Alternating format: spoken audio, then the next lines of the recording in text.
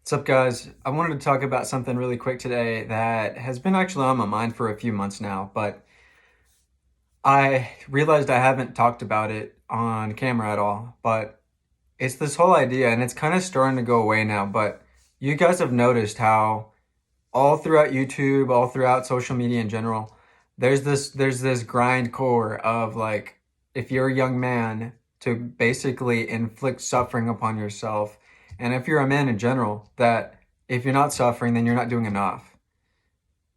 But it's this whole romanticism around being unhappy and hard work and just the grind, which I get it. It's like it makes me think about that manga Berserk when I was reading it and seeing as how many people of my age were like super in love with it, in love with the story of the struggler. And it got me thinking like there's so many people that live their lives as strugglers when they don't have to be. I don't know, man. Like I truly believe that you can live a super happy life, fulfilled life with beautiful things. Everything's a trade-off, really. Like my whole message is to believe that you can have things easily. To understand that like the attitude that you take into things matters matters a lot more than people give it credit for. What people seem to give too much credit is the fact that you're working hard. When it's not even working hard or working smart, it's all in the attitude that you take into it. You could be doing something that's actually super physically strenuous or mentally exhausting, but if your attitude is one of being the person that finds it easy because it's just one small step on the road to victory, then it makes it easy. Like all in all, you understand that there's certain there's certain there's certain roadblocks, difficult things that are on the path of where you want to go. But when the person when the person inverts the success inwards and realizes that in order to that you can enjoy those things with before even having them, you can enjoy having money before you even get paid. You can enjoy having wealth but without having tons of money. It's all in the attitude that you take towards the things that are already present in your life, like your health or just the present moment and being able to appreciate the fact that you just got off a phone call with your mom who you haven't seen in a few days. But you just remember all the cool memories you had when you were a child with her. And so I'm sure you guys have noticed that. Going back to what I was mentioning earlier about how there's this sort of romanticism with being hardworking and suffering, specifically like going through suffering. I understand pain. I understand going through pain, and that pain is a part of life. It doesn't have to consume your mind though. It doesn't have to consume your soul into believing that if you can withstand the most pain, then you're the toughest person and blah blah blah, or that you even deserve the success that comes of it. Because there's plenty of people, I would say most people in the world suffer unnecessarily. They suffer unnecessarily because they've been told they have like this addiction towards self-masochism almost. And it's all over the board where they have this moral aptitude towards thinking that if they're in pain or they're in suffering, that it's going to pay off. Unless they're able to see themselves as victorious in the moment of heat, it's not going to pay off. Or like there's no reason to believe that that's a guarantee is my point. And to basically put yourself into this chokehold of going through just like unnecessary suffering and beating yourself up and seeing yourself as a struggler, thinking that that's going to pay off, that's a worthwhile strategy is wrong. The pain, like I understand the pain needs to come First of all, it doesn't need to come. Things can happen however they wish. My whole point is that you dictate your experience.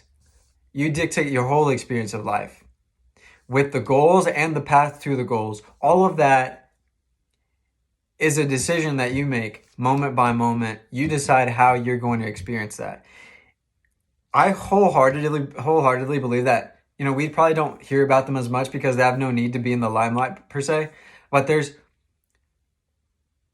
I'd venture to bet that there's so many people in life that go through life without ever going through anything strenuous or difficult in their own heads. They're doing things that they enjoy.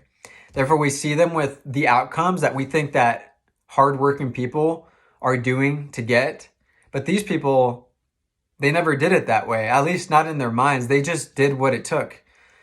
And people throw that term around a lot, and it sounds like, oh, it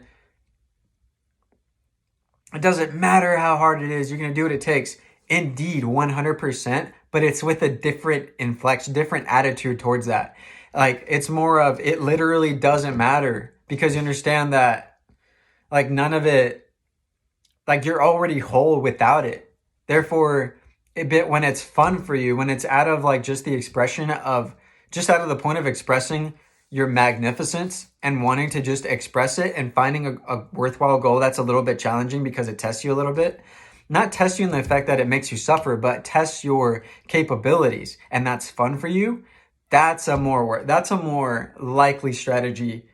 That's a more likely way for people to actually get the things that they want in record time and with the most enjoyment and fulfillment possible.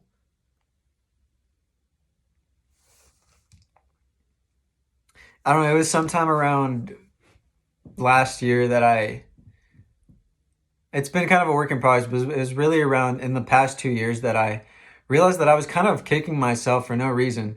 That I thought that like, I was kind of like,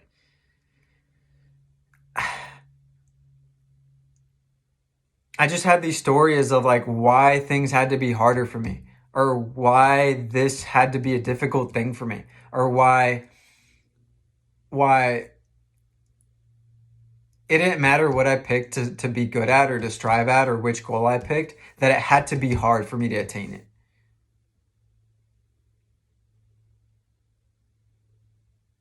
I really don't believe that whole saying of like, that things are valuable because they're hard to get. I don't believe that. Or that they're valuable because people, yeah, because it's basically hard for people to go through. Things are valuable because they're valuable. Things are valuable. Things can have value in and of themselves. And you don't have to be in this drama of going up the steepest hill possible just to get a fucking flake.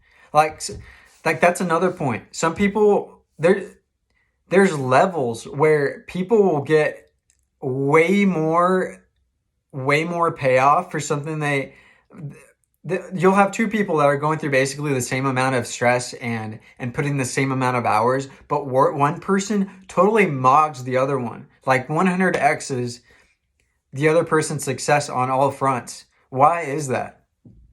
I believe that it's that person's self-image.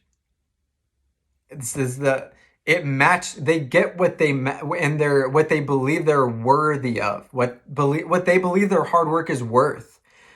Like that person at 100x's the other person, they wouldn't be stressing out over what this person over here is stressing out over, what that, as far as like what they got, what they went through to get what they got.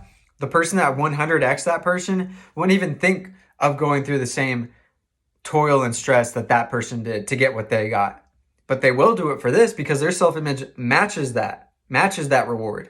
And so my whole point is that if you're gonna be stressed, make sure it's worth it. Like if you're going to be going around like moping and shit, which is, by the way, never worth it, because we think that by like telling the universe that we're working hard through whining is gonna get what we want. It never happens that way. The reason is because when you whine, when you're in this state of whiny complaining, you're emanating a reality of lack, of failure, of not being content with the things you want. So you won't be content. Therefore, even if you had $1 million, if that I mean, if you had $1 million, obviously that probably changed that person's mindset, but it wouldn't change it in the long term in the way that would make it last, is what I'm trying to say. It's like there's never any reason to stress about anything. There's never any reason to stress about anything at all. But plenty of people will tell you, "Oh, I can't believe you didn't cry about your grandpa dying the other day or the other month. I can't believe it." And they'll try to guilt you and shame you into feeling bad about something that you just understood from a young age that was just going to happen anyways. You understood that people died and there's nothing you can do about it. Like, why should you be sad about a natural occurrence of life? Which, by the way, I don't believe that that your loved ones really died anyways. They just went somewhere else. Their energy went somewhere else. But there's this whole culture of trying to make you feel bad about not feeling bad. And that's ridiculous to me. But anyway, I just want to leave off on that note. If you guys watched this far, you're the freaking GOAT. I appreciate your support. But I hope to see you guys in the next video, and I hope you have a good day. Peace.